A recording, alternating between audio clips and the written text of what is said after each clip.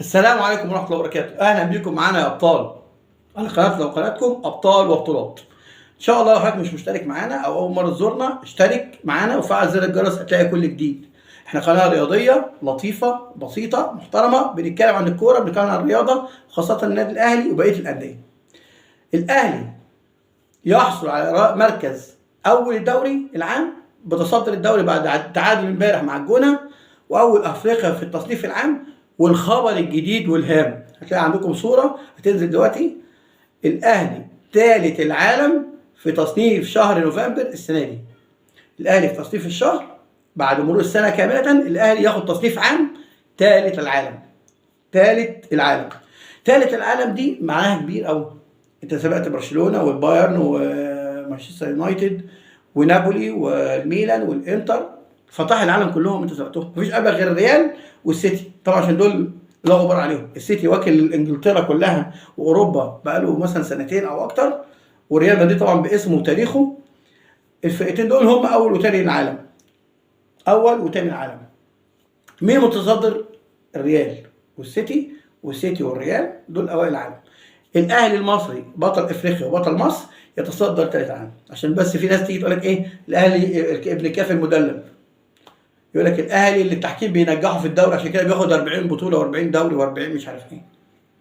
الاهلي تصنيف وعالم وتصنيف افريقي وتصنيف دوري. الاهلي امبارح خد 3 القاب مشتركه مع بعض.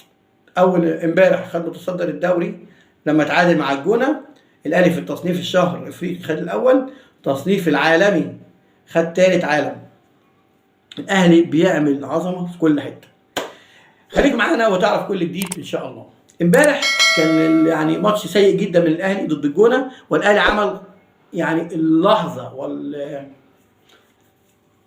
اللقطه المضيئه الوحيده يعتبر في الماتش، هدف مودست، هدف عالمي. كره نازله اوفر، خدها ولف بظهره، خد معاه الباك اللي كان ماسكه مان والباك التاني اللي بيغطي، الاثنين راحوا بعيد، وخد هو الجون وحطها على شمال الحارس بشياكه كده. هدف عالمي ما يعملوش بصراحه غير لعيب جامد. وده اللي انا قلته في مودست قبل كده. مودست حريف جدا، لكن مشكلته انه جسمه مش قادر يترجم كل اللي بياخده اوردرات من دماغه. يعني هو قال له فكر يعمل دي. حتى مودست لو لقينا امبارح الباك زق كده زقه، بس الباك لما راح بالكوره مودست عدل وشه وصر على رتمه شويه حط الكوره جول. يعني لو مودست كانت اتاخر شويه كانت اتقفل عليه، لو كانت بطء شويه كانت اتقفل عليه. الحمد لله هو وقف ولف وحطها على طول. حتى هو ايه استنى ثانيه كده وكده راح زق الكوره برجله. والحمد لله كان هدف جميل، هدف عظيم في الشوط الاول. يعني يثبت حاجه واحده، ان اللعيب ده لعيب تقيل، ولكن برضو احنا محتاجين لعيب جنبه.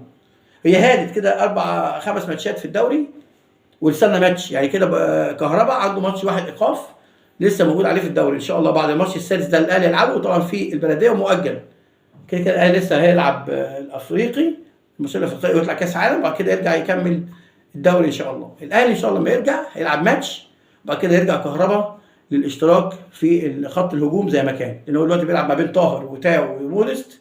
حتى زعلوك ما بيشاركش، حتى صلاح محسن ما بيشاركش. طبعا في كلام ان صلاح محسن وكريستو طالعين اعاره.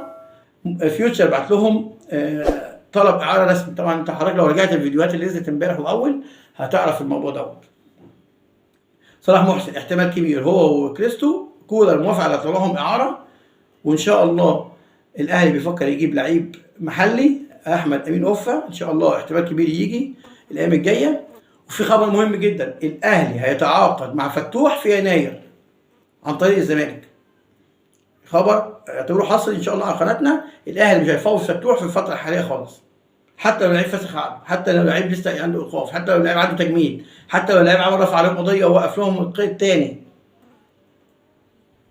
فتوح ان شاء الله في الاهلي في يناير، والاهلي يتفاوض مع الزمالك عشان ياخدوا بطرق الشرعيه ان اللعيب يجي الاهلي.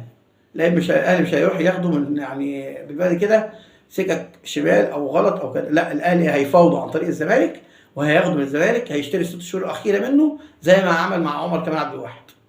الاهلي خد عمر كمال 3 سنين ونص بشرط ان اللاعب ما يجددش. الاهلي هيشتري 6 شهور من فيوتشر وياخد اللاعب عنده 3 سنين ونص. كميس نفس الكلام، الاهلي هيكلم فتوح يفاوض فتوح عن طريق الزمالك ويخلص معاه اخر 6 شهور وينتقل اليه انتقال رسمي. ده لو خد فتوح، عشان في كلام ما بين يحيى عطيه الله محمد حمدي بتاع انبي محمد حمدي بتاع بيراميدز، في كذا اسم مطروح على انه يلعب باك شمال في الاهلي، ولكن اقربهم فتوح اللي كان اصلا ابعد واحد بقى اصبح اقرب واحد، والاهلي هيتفاوض مع الزمالك مفاوضات شرعيه عشان يجيبه.